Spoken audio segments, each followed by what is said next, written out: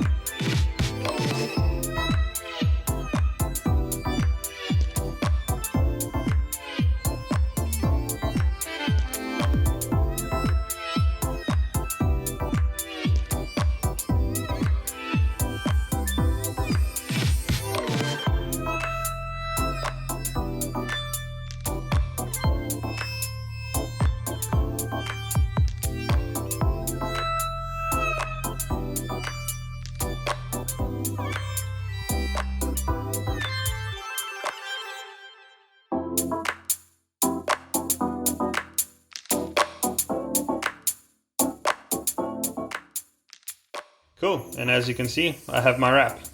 You can get really creative with this, pretty much put whatever you want inside of your wrap. Like I said, Nutella works really well and tastes great. I'd recommend using slightly riper bananas, but unfortunately that's all I could get. Thanks to everybody who's been buying out all the bananas. Yeah, so now it's just to wrap them up in tin foil. The problem with using tin foil is that your portables tend to get stuck to the inside of the tin foil, and then you end up eating pieces of aluminium, which not too many people enjoy. The trick that I've learned to prevent this is just to use some spray and cook. If you just spray the tin foil before you wrap your portable up in it, it prevents any sticking and makes the whole process a lot easier. And now onto the wrapping process. Cool, you want to place your portable on the inside.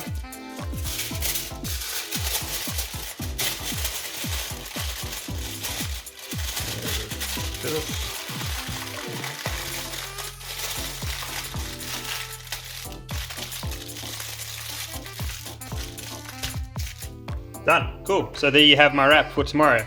I have one more to wrap up, which I'll do shortly. But yeah, it wraps up pretty neatly. That'll fit in your pocket, stay pretty clean, and pretty easily available for whenever I need it. So I have a 3-hour endurance ride tomorrow, which means I'm going to be eating between 40 and 80 grams of carbs per hour. And normally I would stick to my Cadence energy bars. I have a salted caramel one here, which has around 40 grams of carbs per bar. And the new apple pie flavor, these have 20 grams of carbs per hour. But yeah, supplies are starting to run a bit low, so I am having to resort back to the portables. working this out, a wrap has around 35 grams of carbs, and a banana, depending on the size, probably close on 20 grams. So that's around 50 grams for the entire wrap. And depending on if you use Nutella or peanut butter, you just have to factor that in. So that's 50 grams right there. Once I take my Cadence bottle, which is around 80 grams or 60 to 80 grams, depending on how strong you mix it, I'm pretty much set for my 3-hour ride tomorrow. And yeah, after tomorrow's ride, I'm gonna have to look at making my next batch of portables, which will be the date bars. So yeah, I will be doing that tomorrow. Cool, so welcome back to my kitchen. I've just finished my 3-hour ride, and so now I've got a bit of time this afternoon to try and make some more portables for the rest of my week. The next recipe is going to be a very simple date bar that I've been making for a few years. It comprises just 3 main ingredients: dates, obviously, some dried fruit, either raisins or cranberries, whatever you can get your hands on, and then some oats, and if you have lying around the house, some nuts also go really well into this. So yeah, let's get to it. Cool, so like I said earlier, your first main ingredients is dates. You're going to need 200 grams of these. Next, you're going to need some dried fruit. I've got dried cranberries here, but you can get dried berries. They work really well. I've done that in the past. Tastes really amazing. Or dried raisins, if you want to make the recipe a little bit cheaper. You're probably going to need, I'm going to use about half this bag, so between 80 to 100 grams.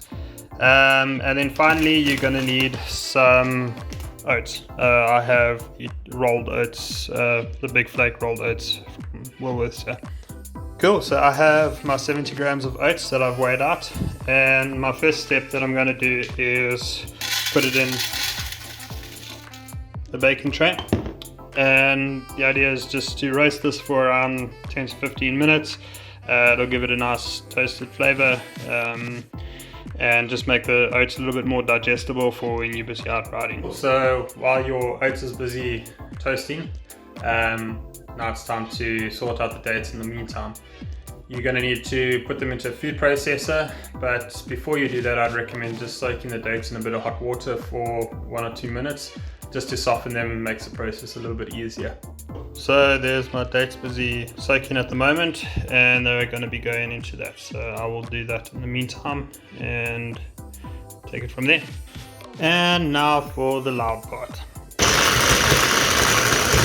Your dates look pretty much like this.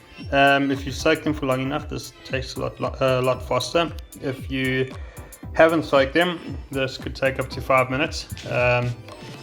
The next step would be to add your dried fruit. So I've got my 100 grams of cranberries that I put in, and I'm going to blitz this again. Cool, once you've finished with the dried fruit, you should have a mixture that looks pretty similar to this. That's quite consistent. And now we're just waiting for the oats to finish toasting, and then we'll chuck it in and we'll mix it all up. Cool, and as you can see, the oats has gone slightly golden brown, and I don't want to do it too long because I don't want it to burn. So yeah, now the next step is just to leave it to cool down for a little bit, and then we're going to throw it into that. And there you go.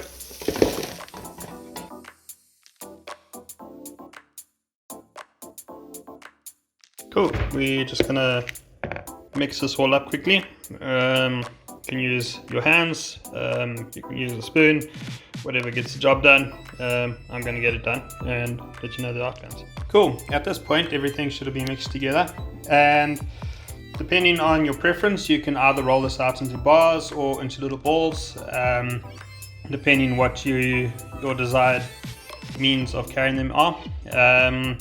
I'm going to roll this out now quickly, and I prefer doing them into bars. They're just slightly easier to eat and wrap up and stuff.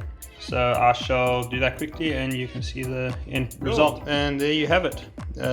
Your bars are done.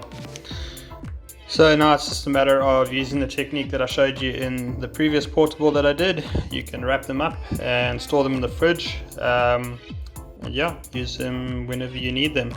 It's a good healthy alternative with yeah, all natural ingredients. So yeah, hope you enjoy. Cool. So if you like that video, please like and subscribe, and leave your comments in the list below of any ideas that you have for portables. With the date bar, just a very basic recipe. You can literally add anything to it, from nuts to seeds to whatever dry fruit you like, and makes them pretty amazing. It's a good base to work from. But yeah, let us know what you think in the comments below. Thanks very much for listening. Cheers.